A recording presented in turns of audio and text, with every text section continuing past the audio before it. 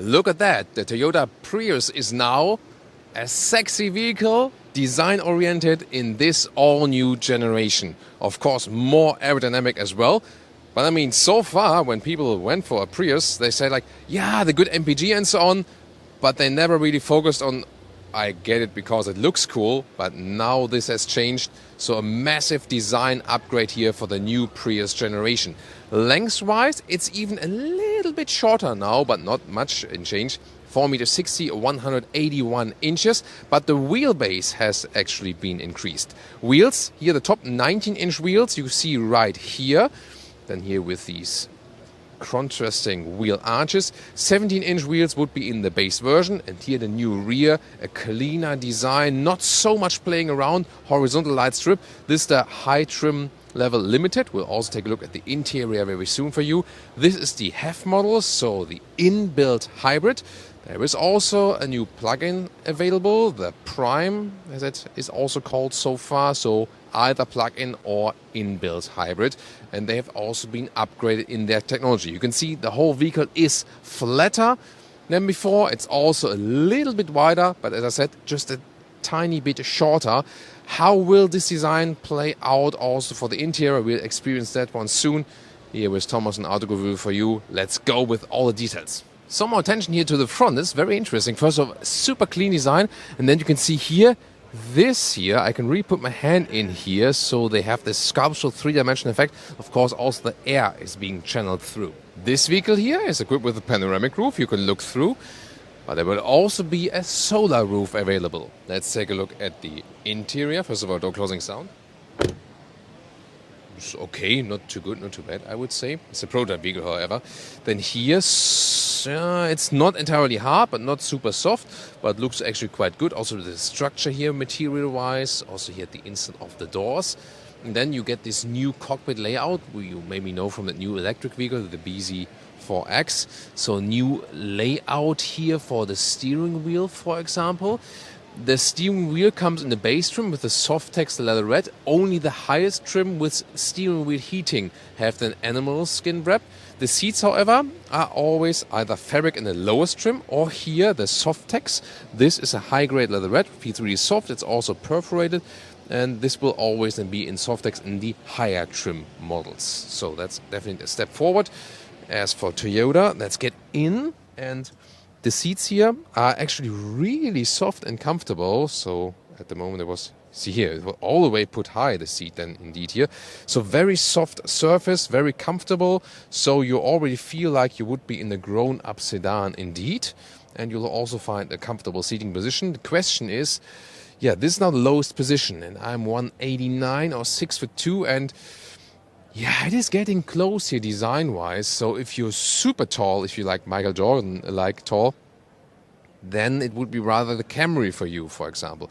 I mean, I do fit in here with my height, but it's close, you know. So I almost feel like I would be sitting inside the ceiling. So at some point there is a cost of this design here, of course. It works for me, but I have to get used to sitting so close to the ceiling. Not sure when there's like a bump in the road or something. Steering wheel here, up and down, in and out. Looks really unfamiliar, this steering wheel indeed. And it tends to block a little bit of that front instrument cluster right there. But if you put your spine up, it's more or less okay. It's really small and compact, that steering wheel, and still real buttons here at the steering wheel, so not too much of #capacitive BS indeed. Rear doors are attached right here, the opening mechanism. And let's see, there's then the rear bench. And here even more so the question, because the car is overall flatter and really streamlined. They also said it's even more efficient than before due to that. But is there any cost then for the rear headroom? Let's see. Hardback at the inside of the doors. Legroom-wise, that's fine. So also tall adults fit after or behind each other. Yeah, now headroom-wise, whoa, that's really close. So my hair is touching the ceiling, and when I put my spine up, I do touch it with my entire head. So, I mean, if I'm really relaxed from the spine, I can work it out with my hair touching the ceiling. But it's close, you know. So yeah, once again, if you want more space, you have to go for the Camry then. But it still works, I would say, in a way. Middle part here is also fairly soft, but then it gets almost impossible with the headroom, so that's not working that well.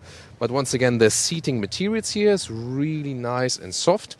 And you also can get seat heating for the rear and 2 more USB-C chargers. And the middle part right here, folding on that, cup holders, but they are not adaptive. This is the car key here, by the way, simple and easy. And the new interior overview, look at that here. Ambient lighting very well integrated with this horizontal strip. That's beautiful, actually. Also this bar here. And then you still have some rear controls, like this. Heated seat, cooled seats as well, combined with this soft-tech seat, really cool. And you still have this climate unit when the car would be fully powered. You can still use that. So not all hashtag capacitive PS. That's really good, I think. The screen, 8-inch or 12.3-inch. This is the bigger one than here for the high trim level. So if you go for that optional. And the volume knob, still manual. That's good. Here you can see the inbuilt map. It could be more responsive though. However, it's an early prototype model. We have to say that. Then we can take a look here at the instruments. Look at that. They are placed, you know, in a way that you don't need a head-up display. Yeah, I can see them probably now that they're turned on. And it works also with the steering wheel and so on.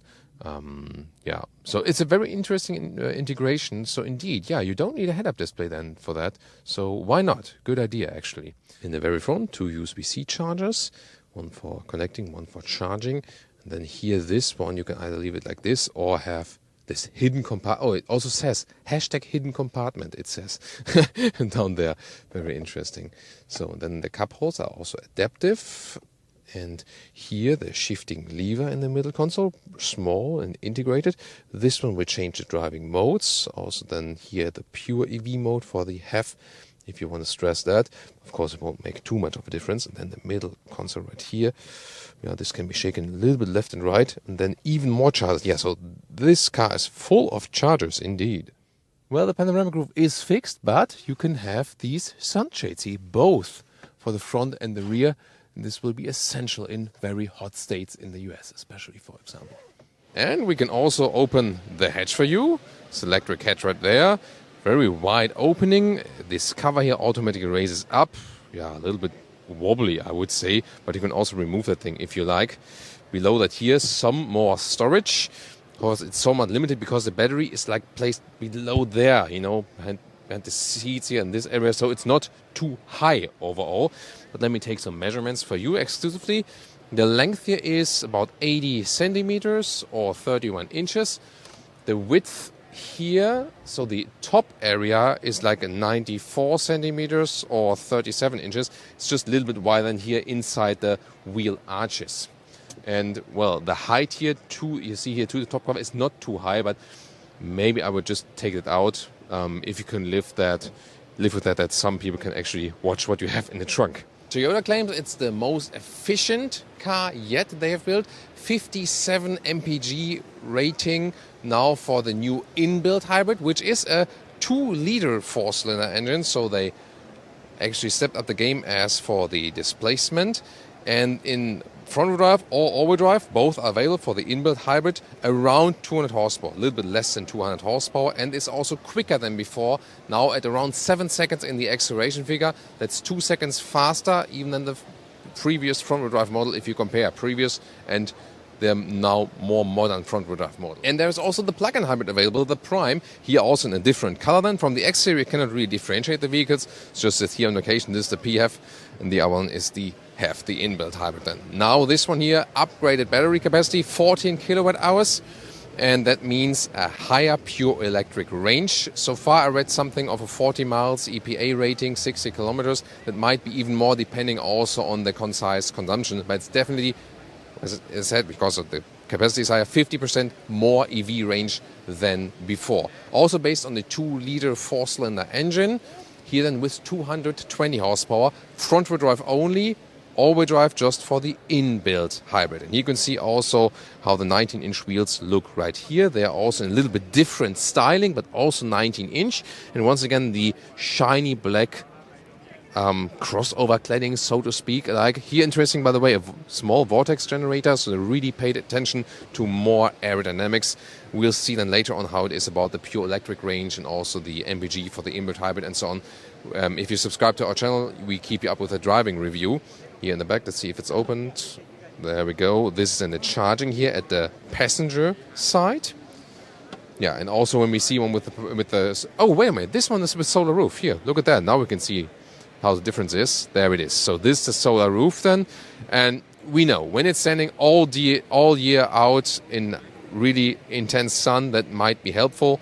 If you have a basement garage or something, it might not be helpful and you shouldn't go for this option. So it really depends on how hot the climate is we are living in, how much sun there is, and also how much the car is standing on the outside. Plug-in hybrid trunk, by the way, below, it seems a little bit different, but overall, capacity-wise, it shouldn't be a big difference at all. A little different design here. For example, you can also get the red deco element here, and this ambient lighting is now also set to red, so just to show you some differences. And these seats here also have these accentuations in red here at the side, but they're still the soft text material with perforation and also very, very soft material.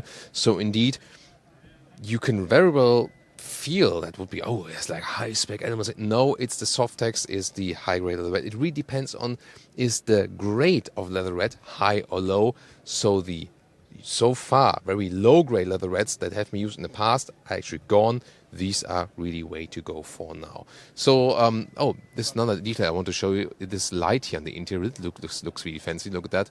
So, they have kind of like, it looks like it would be segmented, but it's actually projected. So, yeah, that looks also quite fancy. The mirror here, by the way, is either a standard one, but you can see here also controls on the lower part. So it can also be a digital one then with camera that you can see through even if you packed everything stacked up in the rear. So very interesting first look here at the new Prius, and you should also tune in to more of our Toyota reviews.